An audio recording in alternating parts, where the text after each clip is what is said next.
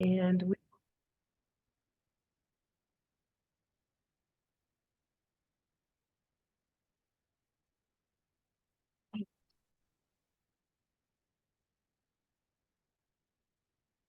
all right. Hello, everyone. Welcome. Thanks for choosing our breakout session. We are here to talk about compassion and commitment. We want to share some of the lessons that we've learned over the past 15 years in Santa Barbara County. It's a journey that started with a commitment from our Child Abuse Prevention Council to really value parents and support their personal growth. It's a journey that's taught us to recognize hidden potential, to really be patient and to honor risk-taking and to value lived experience whenever it shows up. Our parent partners who are with us today have fueled our success in strengthening families. They have shown us their compassion, their commitment, their courageous participation, and that's really deepened our understanding of resilience, and it's really made our prevention efforts so much better. My name is Barb Finch, and I'm excited to introduce you to Whitney Booker, Polly Huffer, and Michelle Vargas today.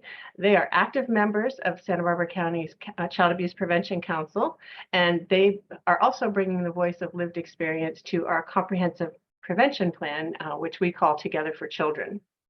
During this workshop, they're going to share their thoughts and suggestions about engaging families as authentic partners in prevention.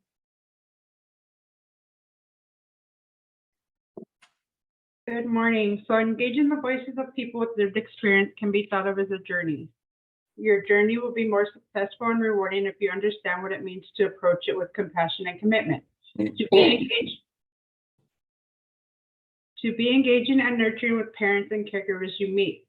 What do these words mean to you? Being compassionate, having empathy, keeping an open mind and heart, and avoiding judgment.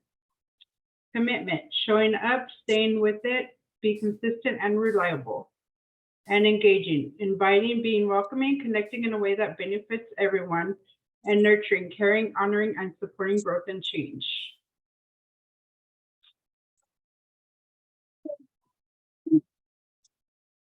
Good morning. So who are the parents and caregivers who will join you on this journey? Finding companions to come along here. So there's some little quotes up here. Conveyance of trust is important for engaging families and strengthening. So I put up some definitions of what a companion is, and it's one that accompanies another comrade, associate, partner, and then trust. And I'm sorry, the little photos are blocking me. Okay. An associate, a partner, and then trust. Belief in the reliability, truth, ability, or strength of something or someone. So trust is so important when you're working with anyone, whether you're one-on-one with a system, trusting the parents and caregivers that we're going to ask to come along, that their voice really matters.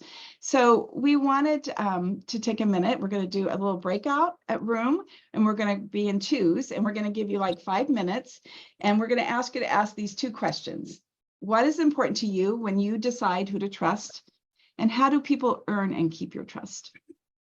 And I think Barb's going to send us out on some breakout rooms. I'm going to send us out to breakout rooms. Hopefully they'll work. Okay. And then hopefully when you come back, somebody might be willing to share a few things. And they may be very common or they may be different. So I hope you find this helpful. Thanks, Polly.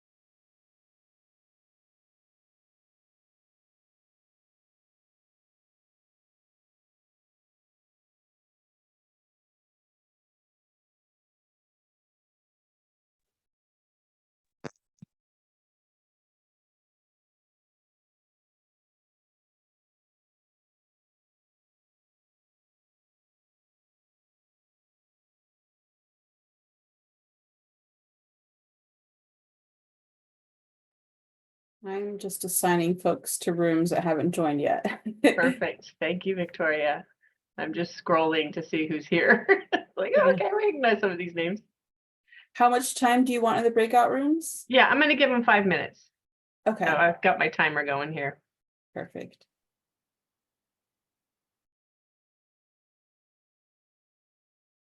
I'll give them a little reminder when they've got a minute left in case they're not done sharing.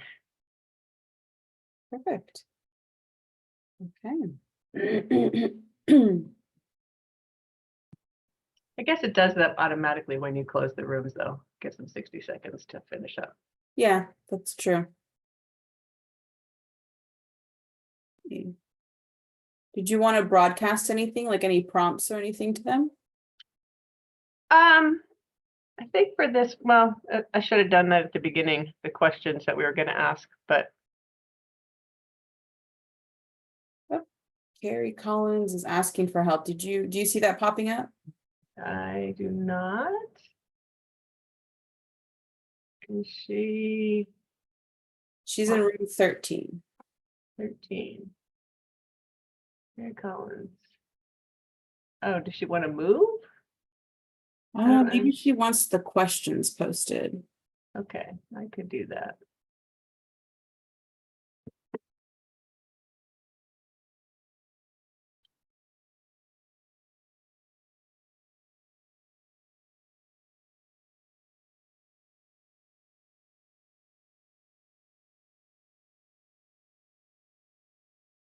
Oops, I didn't do that. Let's see. No, I can broadcast it. yeah, I'm having a hard time getting it in there. Thanks, Victoria. I'm Uh-huh. trying to do too many things at once. No, that's why I'm here. Thank you. Sending. Says we need help.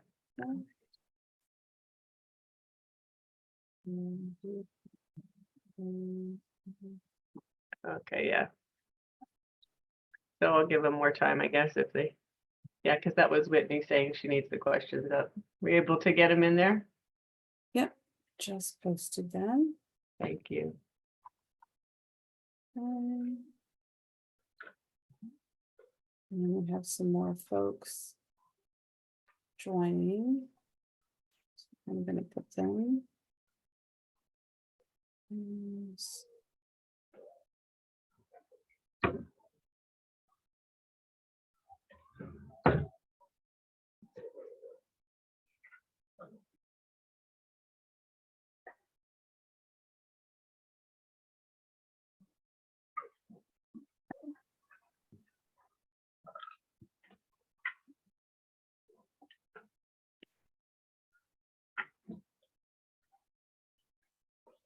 Do I need to take that chicken out? Do I need to take the chicken back out? Chicken? Uh-huh. Oh, yeah, I guess you can if you want those tacos. There's still a lot of tacos left. No, okay, so we'll just eat the tacos later. No, I like the tacos. But I didn't know I love the tacos, but I didn't know if you were gonna try to eat those because if you eat it for breakfast, it won't be enough for dinner. I'm trying to see where I Oh, can. yeah, I would think like just maybe eat Yeah, one. can you mute them? It's an interesting conversation. I know. Right? Don't mute it. You're gonna invite me to dinner? I'm hungry now. Okay, I moved her to another room. I don't know if she. Okay. I couldn't figure out where her mute button was. It's all right. We don't know the question. We posted them. Okay. I couldn't see it. We couldn't see it in our room. So we were just visiting. Hi, Barb. Hi, Carrie. That's what I give for coming late to the party. So, yeah. Here, I can post the question. You didn't see the broadcast? No. Okay, let me post it again. And do you want to put me back in the room? I don't know. She might have left too. What is important to you to decide who to trust? And how do people earn and keep your trust? Okay. Do you remember what room you were in? No, 13. 13, 13. yeah, Oh, yeah, that's right. 13. Okay. bye. Bye. Okay, well, we're giving them some extra minutes. I guess that's all right. Hopefully we won't run out of time. I'll bring them back shortly. Okay, it's not sending me to the room. Okay, And let all right, me- let's go ahead and just close the rooms, bring people back. Okay. And then Polly will come back to us and she can lead. Yeah, we had a couple people join late too, so Yeah, it's all I right. think all of these transitions kind of take some getting used to, I think. Yeah.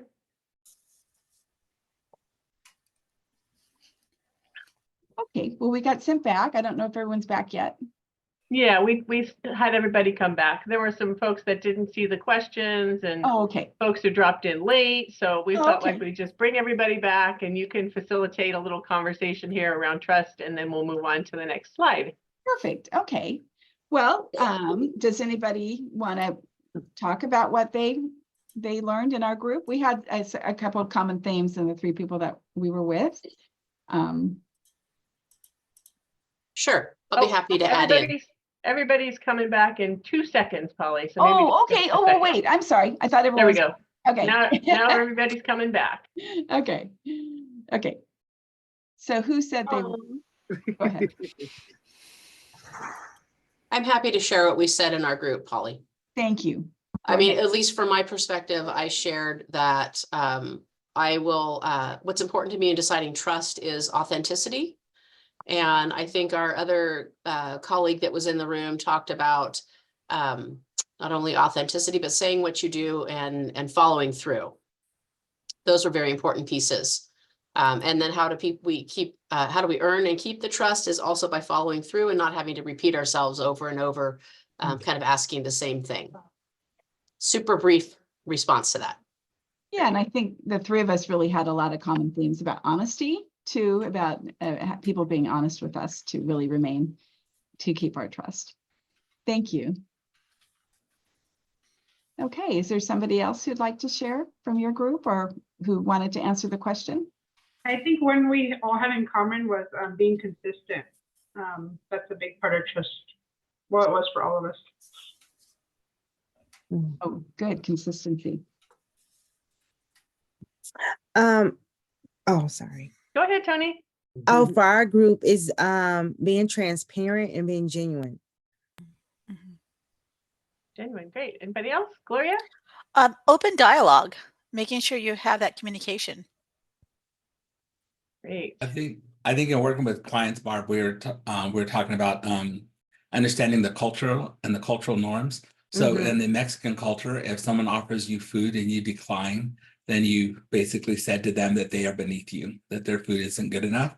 And yet our policies don't reflect that we can accept gifts. Also, when they ask you, when you go to their home and you're asking about their children, the natural, respectful thing is then to ask about your children. And when we say, oh, I can't answer that, I'm a social worker and I'm here for this, or I'm a probation officer and I'm here for that, then we've just fractured the relationship. Because you've asked me about my children and I told you, now respectfully, I asked you and you've declined. Why should I answer your question again? And so I don't think we're taught those things of cultural norms. And I think someone in our group also mentioned the growing people from Oaxaca, Guerrero, the Mixteco speaking community are indigenous and their ways of living.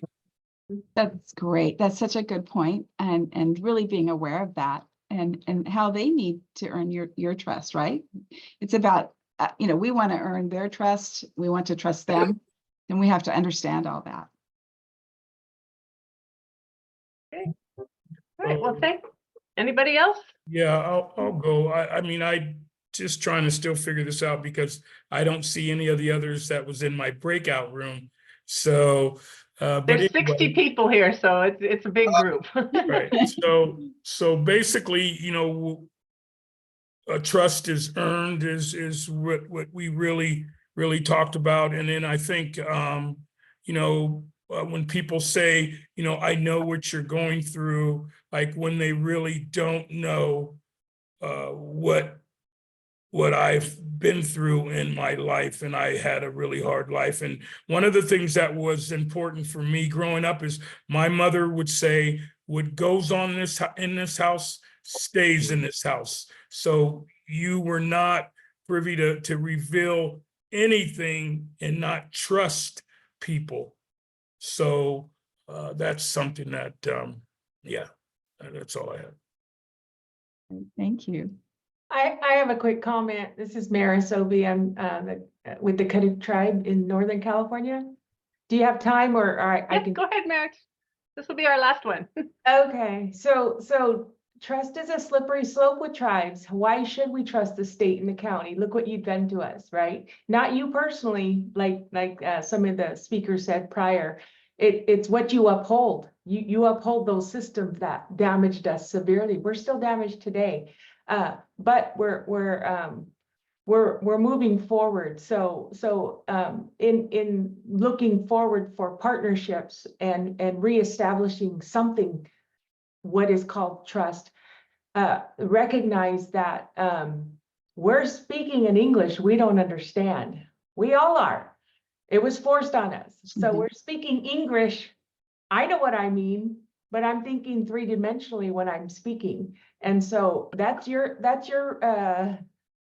anybody listening that's part of the state and county systems, that's your responsibility to meet me, a tribal person, a tribe, where they're at, and respect really understand what is sovereignty.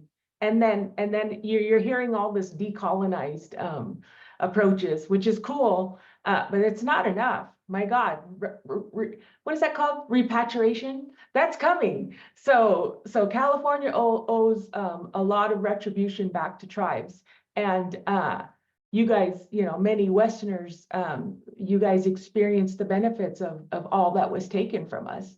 And so we will get there. And so I appreciate Kim Johnson, though, showing up, and she has been to tribal communities, and she is, but why? That's the question. I'll answer the question with the question: why should we trust you? What have you done to acknowledge, reestablish, and then what are we going to do going forward to repair and is it restitution? And then building trust. So I don't like being told I said something or did something when I didn't. And so the minute that I hear that, and you've got the top directors quoting me and misconstruing, so that's what we called speaking with the forked tongue. The English language is fascinating. You can say one thing and you can mean another. And so very keen on that perception and perspective. When we're talking about tribal sovereignty and trying to understand trust, Western systems, they don't even understand how to follow through with their words. So now we're talking about formal government to government agreements. That's because the systems have failed Indigenous people and continue to today. So that's where we're at with trust. It comes in the form of a formal MOU. So the state of California needs to rewrite the laws, include the tribes in all languages across the board with policy and law. And that's where it needs to start. Hey, Maureen, sorry I missed your call. I had to step out of the office. So that's where it needs to start is equal shared powers and sovereignty, government to government. Okay, so they say it's too late to go back. You can't, it'll be impossible to rewrite the laws, all of the laws, right? All right, how about going forward then? So you state thinkers going forward, when you're writing law and policy, we need language to include the tribes. That is how you build trust. Thank you. Maris, you brought up so many good points, just being true to your word, not telling people they said things they didn't say, sharing power. These are all things that are super important. And the reason we wanted to start this presentation with this kind of a question is to get us thinking about, the magnitude of what you're describing is enormous, obviously. But when we're trying to engage people who have lived experience, many of them have been damaged by the systems as well, you know, and have experienced discrimination of different sorts. And so it's a lot of what you said, it just ties in so beautifully to this idea of really digging into this question together and understanding that, you know, we can't demand trust. We can't, you know, be entitled. We're not entitled to it. It's something that we have to be humble, and we have to meet people where they are, and we have to dig into these questions together, because that's the way we're going to build those relationships. I'm going to leave you with 2 comments and thank you. There's trust responsibility. Remember that, trust responsibility. And shoot, what was the other one? It's really important. Oh, when you're dealing and talking with Indigenous people, not just of California, all over, you're not talking to just us as a human being. We don't separate ourselves from the environment. So when we say, I'm talking about all of nature, all living things, we're equal in our perception and worldview. So you're talking to me, you're talking to my place of environment and the entire state. So we need your help in restoring the natural resources as well. So that is its own entity, which is Mother Earth. And look at what the Yuroks have done. They've named the river. They've given her own name. That's amazing. What you see in the state of California with the dams coming down. That's brilliant. So that's how you deal with when you're addressing Indigenous people, you're addressing them and the environment as equal shared powers, and the state as equal and shared powers. Thank you. That's all I had. Thank you for your insights, and thank you for sharing so freely, Maris. We appreciate that. And I really want to honor the parents who are here to share their wisdom. Polly, did you have any last thoughts before we go on to the next slide? No, I just really appreciate everyone giving their input, and that was so powerful, Maris, about trust. And I think it can be taken to every relationship about how we treat people. So thank you very much. Absolutely. Thanks, Polly. Okay. Back to our journey. Michelle. So another part of trust building is to understand what matters. Why do you want to engage people with lived experience? And what do you hope they will contribute? Lived experience happens in communities, and the landscape of community can look different for different people. Before you invite parents and caregivers to join you for this journey, it's helpful to have a shared understanding of where you're coming from and which direction you want to go to. So community is a good place to start. Surveying the landscape. So what does community mean to you? A place to call home, ability to care for yourself and your family, people you can trust and turn to for support, people who share my identity, my values, my experience, and a place for belonging. So I wanted to ask you guys a question, and then you can answer it, write your answers in the chat. So what does community mean to you? And be curious about the people and the communities you serve, and ask what matters and listen to understand. So you can guys write the answers in the chat. What does community mean to you?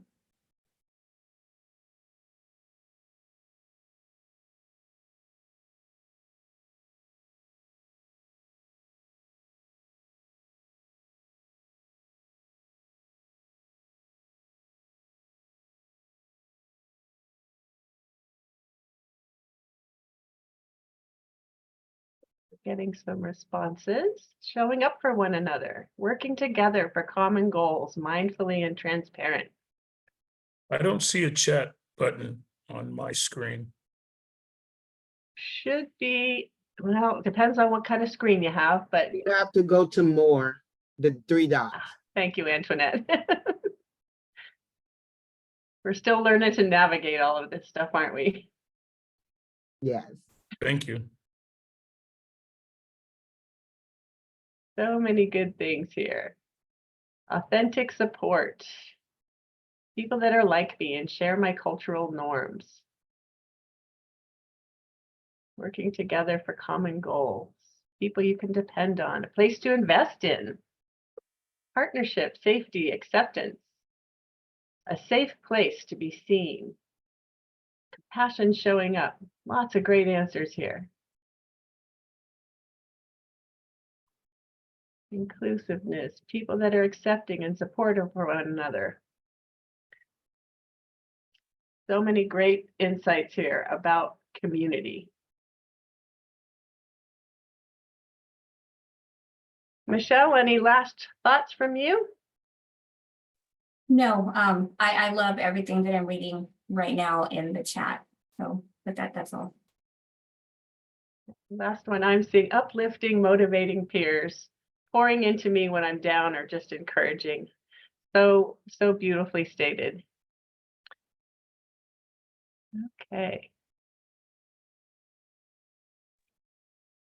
So community context is also important to understand when you are planning on how you will engage parents and caregivers. Meeting a need can open the door. When you think about community, where are the places parents and caregivers already go, and what are the opportunities for starting a relationship? So choosing a starting point, would that be in your daily routine? Will it happen at your children's school? When in need of a resource, or when asking for help, or learning and personal growth, asking yourself who you are and where you belong. Crisis support, connecting people in need with people who care. A community event, when getting together with others to share your ideas. Or celebrations, recognizing others for hard work and dedication. Connection happens when people risk a hello and extend a welcome. Always remember, it takes courage to reach out and ask for help.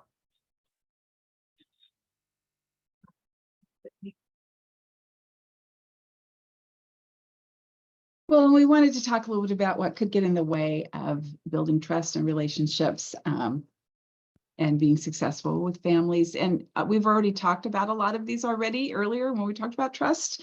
And this morning when Oriana and Cindy and Elise, they talked a lot about what it takes to be engaged with tribal members.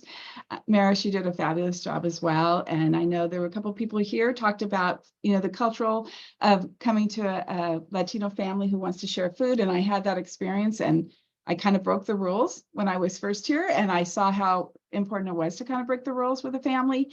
So there's some listings, which I don't think will necessarily be too surprising for us, but the language and cultural barriers, and just really honoring people's culture. And we've talked a lot about the tribal culture, and we know the importance of making sure we can speak to people in their language, but I want you to also think of culture in a larger context. We have sexual orientation, we have poverty. That is really a culture that needs to be looked at when you're working with families, and as well as homelessness. And so don't allow us to stay in our boxes of what we see before us, and really understanding what a person's culture is and not making assumptions. Transportation needs can be a barrier to families being engaged with us or with services. I live in the smaller part of Santa Barbara County where public transportation is horrible. Santa Barbara City has a larger, much easier, but I'm sure it's still, I don't know if anybody's tried to go grocery shopping on the bus. Transportation is a huge barrier for families. The implicit or explicit bias, which we've talked about all morning long, and I think we have to remember that our families might have that as well as protective factor, right? They may have their own bias about trust, which we've talked about, and it's an earned bias, absolutely. And paperwork and protocols that can get in the way, that seem when someone's really worried about trying to get help or wanting to engage, that seems not very important. And yet we all have administrators who those are really important things to take care of. Making sure we don't assume what people need, and that goes back to understanding culture and being respectful to people, and not just assuming what people want. Not pushing our programs or not pushing solutions. I work for a wraparound program, and our first principle is family voice and choice. So really trying to find out what they need, find their voice, and they can solve their problems if given the right tools. I think we all can see that, resources and support. And then being aware of exerting power and authority. And I think we probably all have seen this. I do a lot of work with family in schools. And I see parents who can get really intimidated. And thank you, Maris, that's a great comment. That's actually no access to services and funding for the services, right? And I have parents who don't want to go talk to that school principal because they were the kid that got kicked out of school. And they are still fearful of that power and, just coming into a white privileged office and expecting to be treated. They may not know how they're going to be treated. So those are some things we want to be aware of when we're really looking at trying to build trust with people. And so now, how can we help avoid the potholes, right? So the three of us, Michelle, Whitney, and I are later going to talk to you about our lived experience, but really lived experience can help families guide and effective engagement, and by inviting them to key roles. And Barb has been great about doing that and helping us be here to talk to you today. So we can share our knowledge, we can offer a wiser approach, and I get to say that because I'm older, so a softer, wiser approach. We can teach staff ways to build trust. So I often do as much education to families as I do to staff. They need to know when they're not doing something that's appropriate.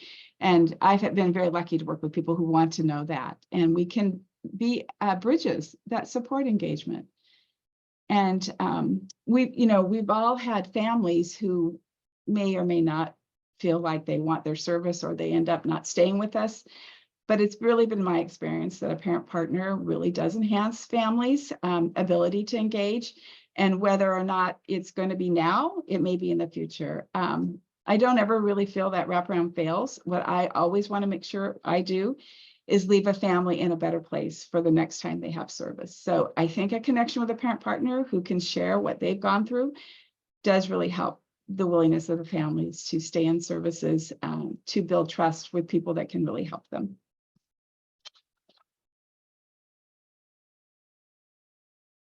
Staying the course means mirroring strengths. So talking to the parent like you're talking to yourself.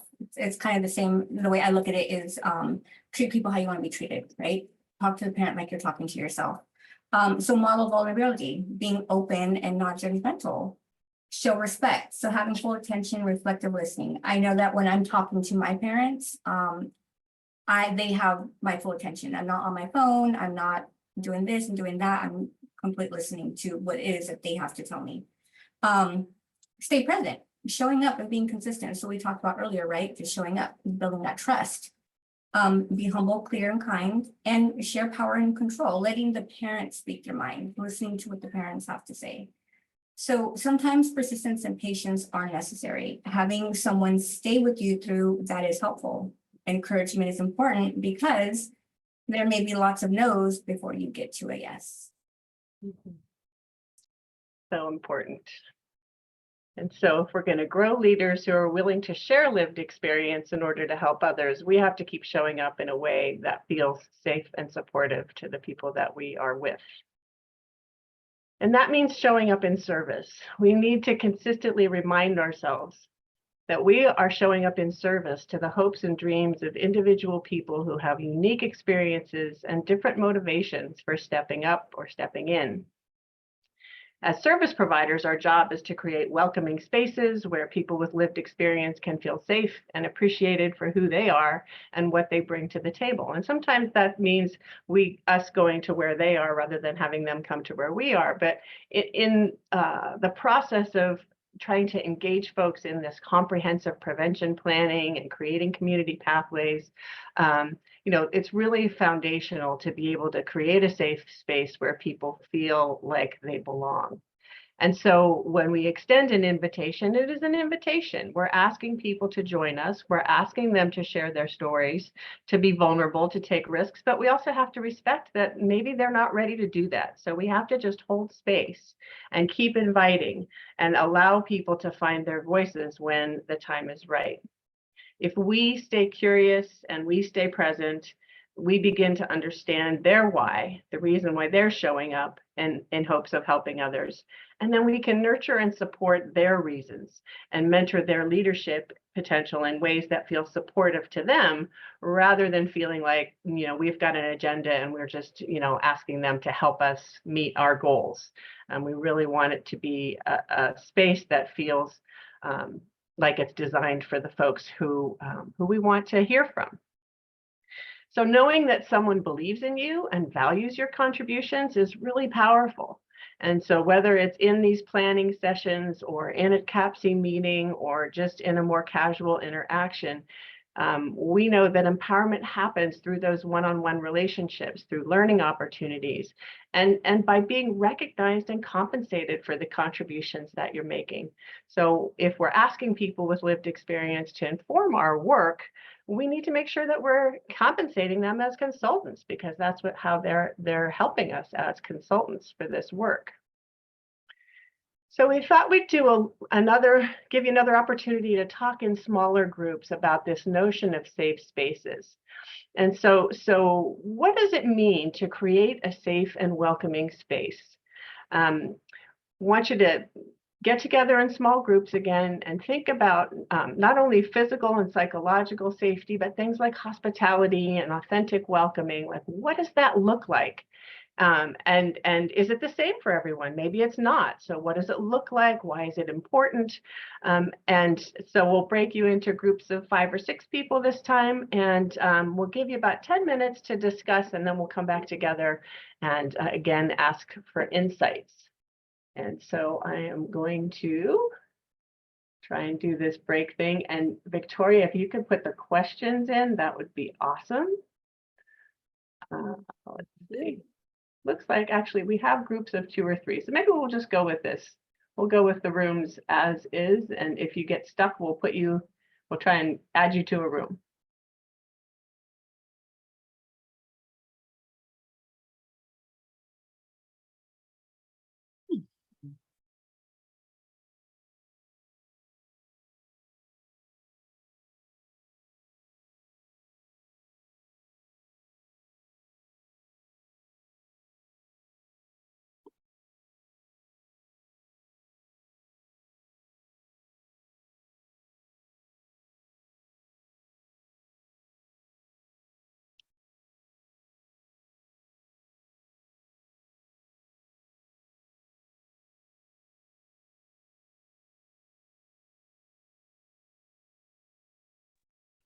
Nobody in my room. Okay, let's add you to a different room then, Carrie. I'm a problem child today. You are, my goodness. Well, and I'm wondering, okay, so let's see, let's move you to Unless I hope I didn't leave too early, but there. okay, thanks. Hi, I don't have a room. Am I just staying put here? Well, let's get you into a room, Shanita. Let's see. Thank you. Oh, there it goes.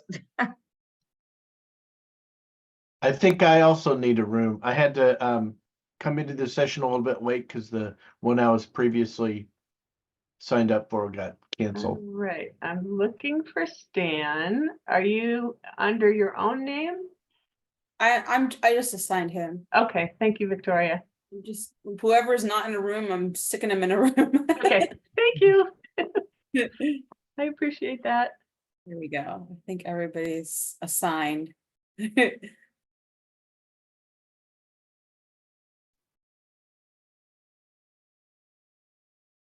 Yeah, some people just don't like doing the group breakout thing, so.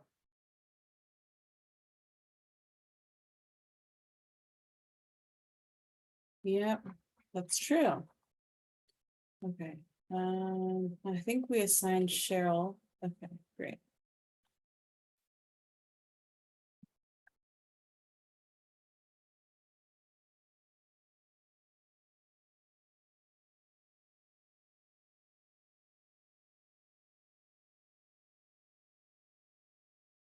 I was in a group and I don't know what happened. Oh. Do you know who you were in a group with? I was with the first one was the community support. Oh, you were in a different breakout session or a different, yeah. Okay. So when you go out of the Zoom and you come back in, can you see the different sessions? I do. Yeah, I did. That's how I got here. Okay. So when you go to sessions, the community support, was that the one with motivational interviewing? Yeah. I think that one was canceled. So you can join whichever one you'd like. Oh, okay. All right, thank you. So I have to leave this now. If you You want can stay if you want to. We're happy to I have can you. stay. Sure, I will stay. Okay, great. Okay, thank you. We will move you. We're doing breakout rooms right now, so we'll put you in a room with some other folks for the questions. Okay.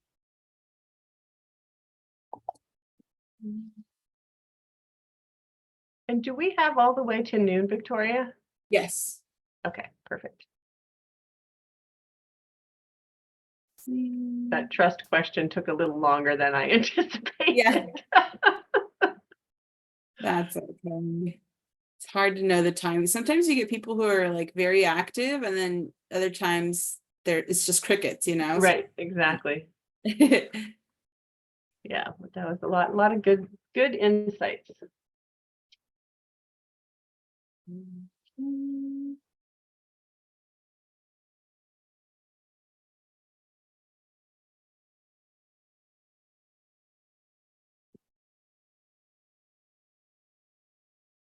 Okay.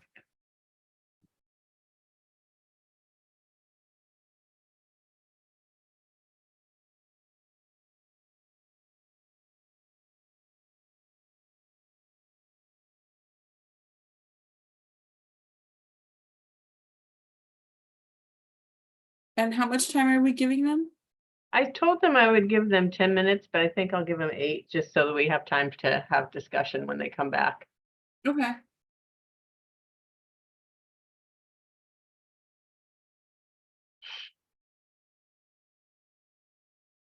I was thinking the groups were going to have more people in them, so this way they'll be done faster.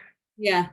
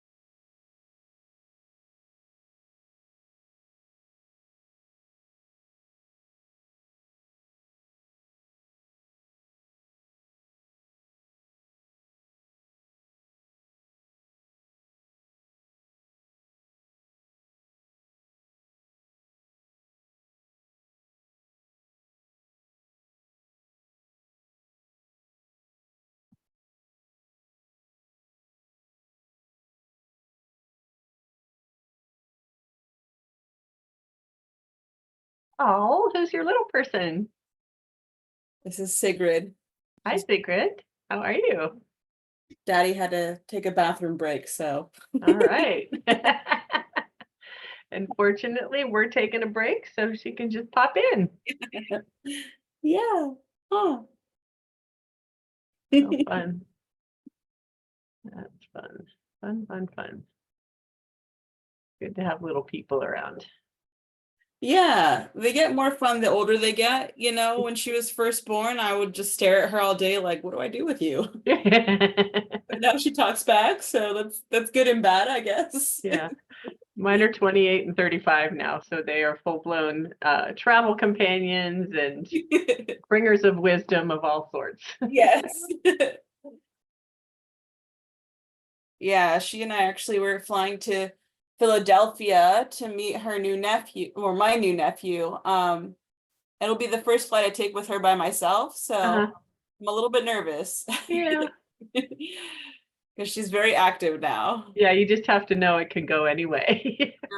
Yeah, bring lots of snacks and lots of diversions.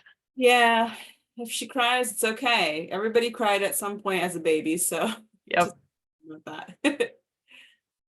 That is true. All right, so I am gonna give them the 1-minute warning, I think, here. 30 seconds. We'll go ahead and close the rooms.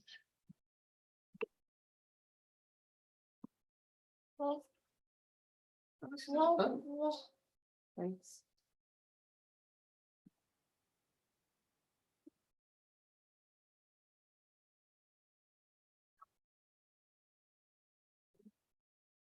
No.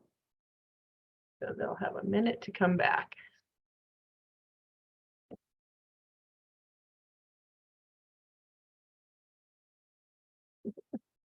Hopefully that's enough time for you on your end. Yeah.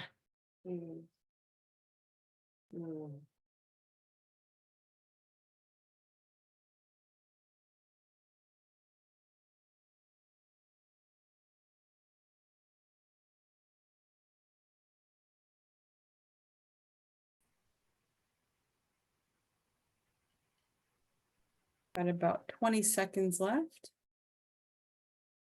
Good, people are staying in their groups. They're not jumping back. Yeah. A few of them have, looks like. Welcome back, everybody. We got about 5 seconds and then everyone will be back in the big space.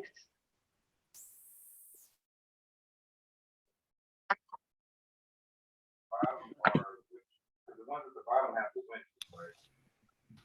Okay. So let's start with that second question. Why is it important to create safe spaces? Anybody have any thoughts or insights they want to share? Yes, I do. Go ahead, Tony. It's important to create safe spaces because that's how you build rapport. You're not going to get to the bottom of what the issue is if they don't feel safe. Yeah, so important, right? Mhm. Other thoughts? Yeah, we talked a lot about, Tony, what you just talked about, respect, being able, if you don't feel respected, whatever you're sharing, whether or not people agree with you, you're not going to want to come back to that meeting. You want to feel like your time's valuable and that we all come together. And if you can't at least respect enough to have a conversation, how do you make change?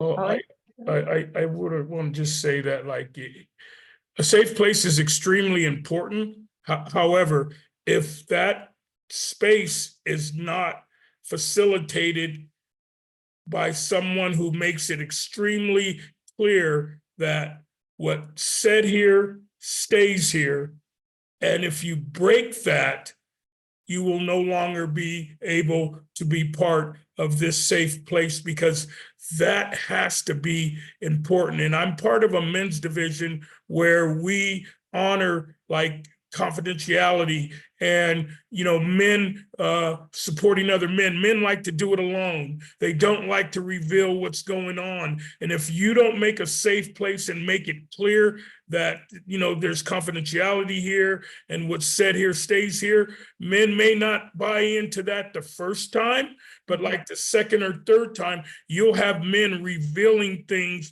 that they're stuck on and they need help and support from and feedback from the men, right? And it's been really an awesome breakthrough for lots of men, including myself. I love that, Parrish. And you make such a good point that having some agreements about how we're going to be together and including confidentiality in that, it's super important because when things start to feel uncomfortable, you want to have that touch point to come back to. This is how we said we were going to be with each other. This is what we're committed to. And if we have those agreements in place, then that can help create that safety. I see Dutron has their hand up. I agree with Mr. Green. I think I want to add not just safe space, but also courageous space. So my work is with men as well, creating the space for courageous space, because safe sometimes is like, I stay within my boundary. So part of this conversation is it requires us not to be in danger zone, but to stretch a little bit. So emphasizing that with confidentiality. And one of the pieces that's really also important is emphasizing the idea of we're all teachers and we're all students. So it kind of normalizes, there's no hierarchy, even though they may be a facilitator there, their job is to get us moving forward. Great point. Love that. Thank you so much. And I think I saw Gwen's hand up as well. It was, and then I was like, well, I'm pretty much saying what the previous speakers said, but it's, yeah, I guess in other words, it's identifying that purpose of what are the parents that we're serving. you know, what is their mission? What is their goal? And really creating that space and tailoring it back to them, I think creates that safe and welcoming space, as well as accountability, not just from them, but from us. What is our role in it, and how are we showing up to the table? It needs to be our priority when we're leading this, and people can sense if we're feeling stretched in multiple ways. And so it needs that dedicated person to organize it and bring that space together, and having that consistency. I know for me personally, I'm not going to go to a group if it's ran by a different person each week, unless I've made connections in that class or workshop or group. But if the facilitator is the same, I at least have that consistent person. And so that all creates safe space for me, and I know for others too. Love that. Thanks, Gwen. So important. Just how are we showing up, and having that consistency so people know what to expect, right? Any last thoughts? We can take one more comment.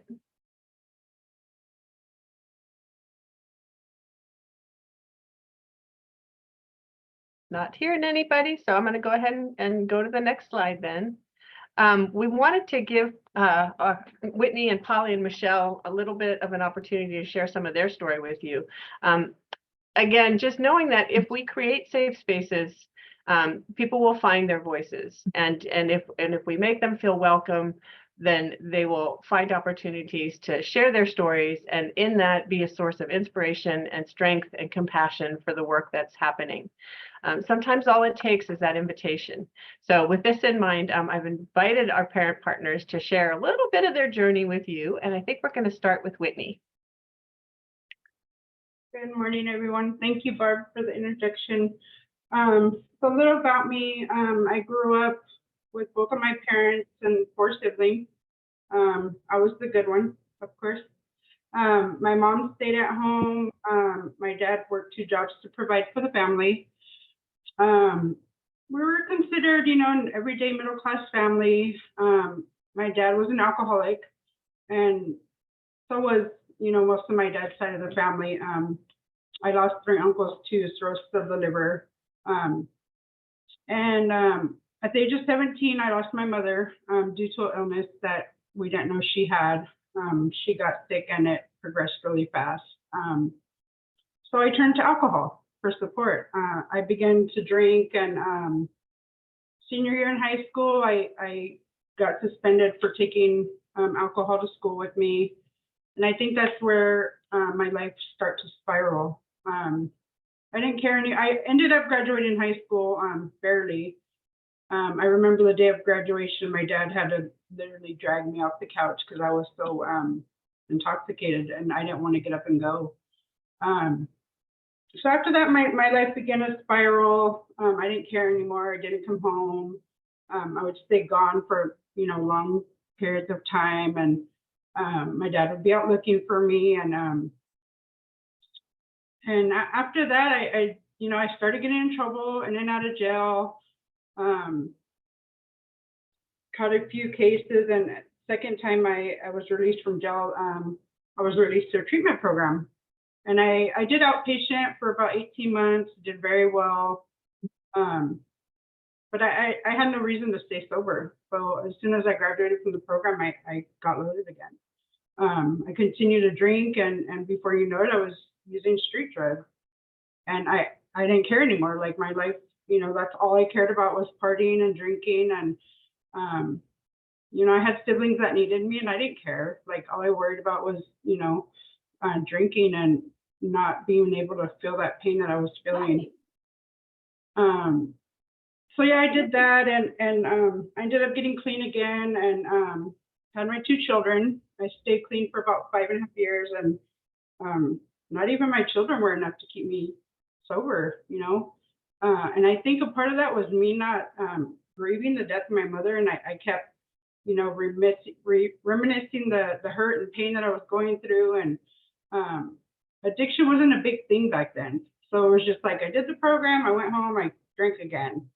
So after my children were born, you know, I had a good 5.5 years.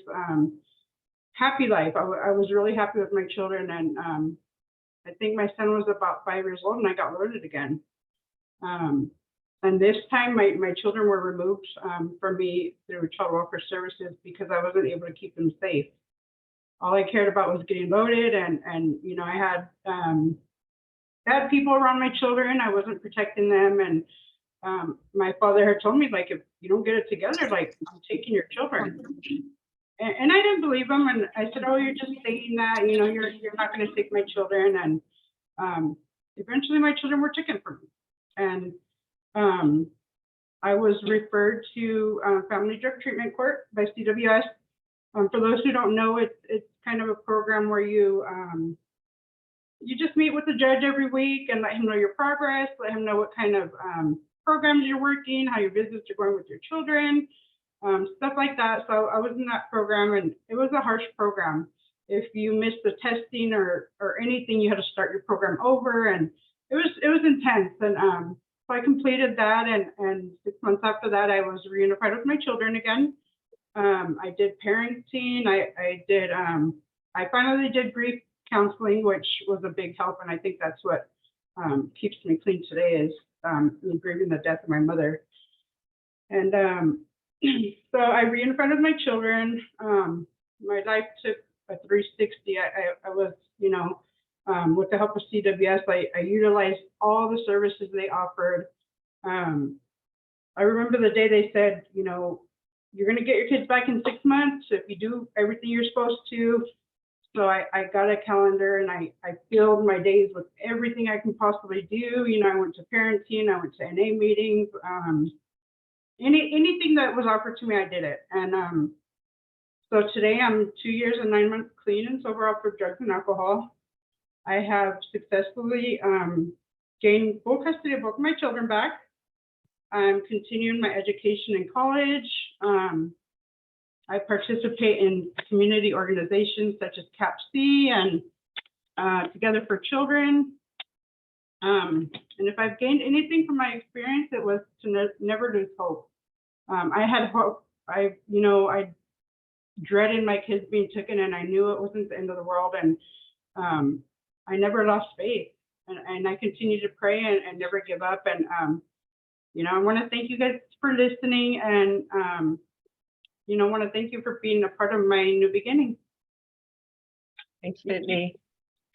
All right, such courage. All right, we got Polly and Michelle, and I'm noticing that we're already running a little short on time, so I'm not going to cut them short, but we'll move right on to Polly. Yeah, and I'll try to shorten a little bit. My entry into services is going to be a little bit different, but there are some common themes between me and all of us, all parents.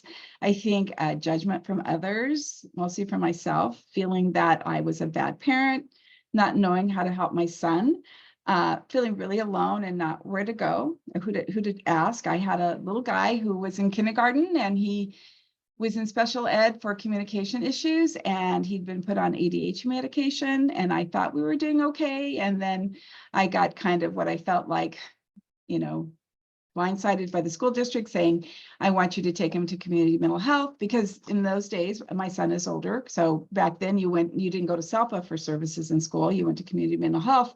And that meant to me going to CWS. That county mental health and CWS felt very connected. And I wasn't going to put myself in that arena, and I actually resisted. I had a doctor that we were working on, and I thought they were wrong, and I probably would never have done that, but my doctor chose to move to Hawaii, so I really didn't have any other choice, because that was in the mid-90s, and in Santa Maria there were not children's psychiatrists available, and it was something I resisted till I absolutely couldn't do anything else, and it actually turned out to be the best thing ever. I went in person for the assessors meeting. And I remember sitting on the chair thinking, okay, what is this guy going to be like? And the first thing he said out of his mouth was, you're the expert of your child. And I had not felt that way at all. And it felt like somebody took a hammer and blocked down this whole wall. And we had a wonderful 2-hour assessment that really allowed me to feel like, okay, this is okay. This is a safe thing to do. And we're going to get some more services. And then the next person that was really important for my engagement was a school nurse who helped me not feel judged about my son being on medication, because His teachers really felt it was horrible that we were, giving a 6-7-year-old medication, even though he was continuing to have behaviors at school, mostly at school now. We were doing much better at home. And she was wonderful. And she would later give my name to a parent advisory group that was starting with Santa Barbara County. They had a mandated group they were starting because they were getting a big grant. And so I was so excited that somebody wanted to hear me and I could give them advice about what I'd been through. I couldn't believe it. And we were definitely invited. There was about 13 of us through Santa Barbara County, but we weren't truly welcomed, not for a while.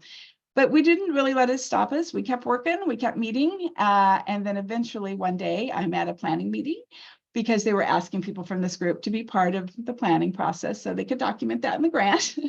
And I had this wonderful executive director who turned to me and said, "So what do you think about that? How would that work for your family?" And that changed everything. I, again, continued with that group and continued with participating with the grant. And ultimately, I ended up getting a job as a parent partner. But the most important part of that story is that I ended up getting to have my son get what he needed. And we went from what I think was really in survival mode to thriving. And that doesn't mean everything was perfect, but we knew how to get help. We had a lot more sanity in our life. And it was probably the best thing that ever happened. And I think without those kind of 3 things that happened, they were really pivotal about kind of breaking down my resistance and engagement. I'm not sure I would be here today. I'm very thankful. I've been a parent partner with Casa Pacifica for the last 17 years, and they really value the family voice. And I appreciate you, all of you here, sharing what you guys know about engagement and what families need. And I appreciate you listening. My son today has a job he loves. He lives on his own and he's really happy. And I called him today to tell him I was going to share a little bit of his story, which I always do. And he said, "Yeah, you can do that." He likes to know that kind of what he went through might help others. So thank you. Thanks so much, Polly. Michelle. Hi, everybody. My name is Michelle. My story is kind of very similar to Whitney's. I had my son when I was in high school, and so I was able to graduate, but I did have a child. And both my parents did pass away as well too at a young age. My mom was 24. I was 24 when my mom died, and I was 30 when my dad died. So I did take care of both of my parents, and I've shared this many times that my parents were there to see me take my first breath, and I was there to see and watch my parents take their last breath. And so that was something that was difficult for me, and right after that, I did go on and start doing drugs and drinking, and that's how I coped. And then eventually I ended up getting a CWS case and my children were removed. And so when I had my case, I had lost completely everything, right? And I had lost my children, I had lost my home. My dad had just passed away. And like I said, my mom had passed away a couple of years before that. And so I had hit my rock bottom. I had absolutely nothing, and at this point, like I was sleeping in my dad's car in alleys. I didn't have anywhere to go to. And so when I did get arrested and did get my children removed, it was like, okay, the only thing I could do now is just move back up that ladder, right? I'm going to do everything that is going to be told for me to do. And so I did. I went into a women's recovery home. I, was able to successfully reunify with my children. And my case was open for 2 years. And so I was able to do that. I did also family drug treatment court. And I've done a lot of other things as well, within my time. And so I am beyond blessed with where my life is at today, being able to support parents along their journey with the same thing that I've gone through, the same experiences I've had, which was, the drugs and the homelessness, and there's DV in my story as well, the loss of my, parents.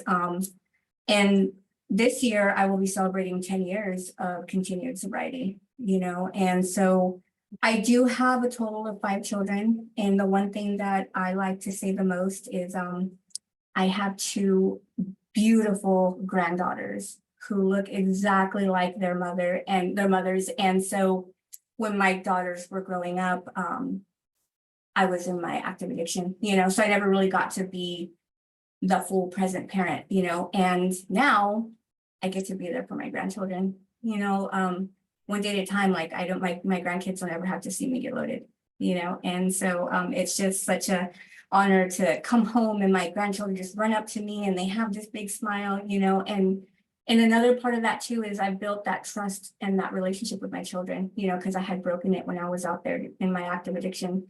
And so I'm able to be there for my kids and be more parent and more, not just parent, but like more present in their lives, you know, and I'm overall, like, I'm just blessed, you know, I'm just blessed. And I'm really, really grateful for the life I have, you know, and all the things that I've gone through, because I know that I'm not alone in this and on this journey, you know, and like somebody had shared before, which I absolutely love.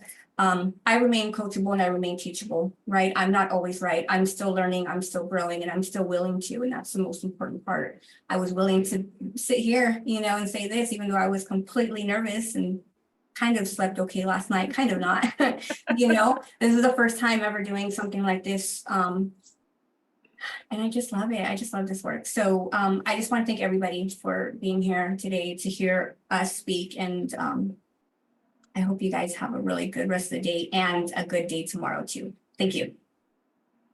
Thanks so much, Michelle. So much great experience within this very small group of people. And just a reminder that lived experience exists within any group of people. So if we think broadly and tap into all the lived experiences that people bring, that really makes our work so much richer. And I'm going to blast through these next few slides because I don't want to leave out the important part. So just the important part is to honor these parents who have so very bravely come forward to contribute their wisdom to our planning process. And so in Santa Barbara County, our Child Abuse Prevention Council has had a very strong and supportive partnership with our coastal tri-county partners in San Luis Obispo and Ventura County. Our regional partnership has really fueled the work that we do with our parents, and we now have a tri-county parent leader coalition that we're really excited about. But throughout the Child Abuse Prevention Council and all of our partners, we really are looking for ways to just show parents that they matter. So whether that's a recognition event or learning opportunities that we're being invited into or special projects, we really are committed to hearing what they want and then supporting them in those endeavors. This is the Santa Barbara County Parent Voice, and I think Michelle and our parents are going to read this for us. So this is just kind of one of our part of our welcome packet.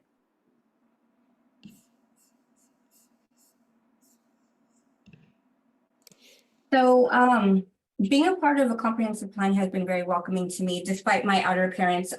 You can't really tell. I have tattoos from my neck down and I have piercings and I am Hispanic. So there have been places where I have gone to and I have been judged. But I do not feel judged when I come here to share about myself and my lived experience. And that's very, very welcoming for me, you know, to feel like I'm a part of something. CAPC participation. So I am, you know, being present regardless of understanding the material, like I show up like I'm supposed to, and I'm doing everything that I am, you know, supposed to. And am I on the wrong slide? That's okay. Okay, sorry. You're saying the important stuff. People saw this, they'll have it. You have the welcome packet. So I'm going to move on to the next slide. This is what we're talking about here. That's exactly what you were going to say. Yes. Yes. And then the parent focus group, like I just started that, you know, showing up to the Tri-County's Parent Voice Leadership, and it's just amazing, you know, to being able to be a part of that and to help parents be able to find their voice in what it is that they believe and what they honor and what their experiences are. And I think Whitney had a few things to say about this as well. Yes, so what got me involved was knowing that the families would have additional support and supportive services. And a few things I do to stay involved or I fully participate. I show up and engage in ideas with other people. I have a collaborative mindset, coming together with other agencies to make a change in the community, and level setting, making sure everyone involved has a common understanding of what's going on around us. Exactly. Very good. And so we've been so lucky that these folks have brought their ideas to our development of the community pathway, really helping us understand what it means to devote attention and intention to the process of building trust and keeping trust throughout throughout the process. Having parents know themselves before they can show up for anyone else. So that idea of agency and having not just for folks that are in the system, but at the, as they transition out. Whitney was really key in helping us understand how important it is for us to be planning about the other end of things. And finally, Polly was just going to say a word about magic here, because that really what it is what the parent partners bring to this comprehensive prevention planning process. Okay, I'll try to be brief because I know we're running out of time, Yeah. but the lived experience is so valuable. It's not anything you can get in a book, and it helps. We can connect with parents in a way that no one else comes. We share a story when it's appropriate and it's helpful. And we know we can really help people build relationships and make really good support and consider their choices so they can make the right decisions for their family. And we want to be healthy. We want to keep everyone healthy. So also helping to make sure your parent partners stay healthy. And we're big on self-care. We tell our families to be self-care, but we also have to have the right support to maintain that as well. So thank you guys, all of you, for listening to us. Thank you so much. And just in closing, the voice of lived experiences exists within every county. It's there. It's waiting for the invitation to speak. Our hope is that you've been inspired to see the possibilities and that you recognize that compassion and commitment are really important qualities if you're going to be successful in building relationships with folks that have lived experience.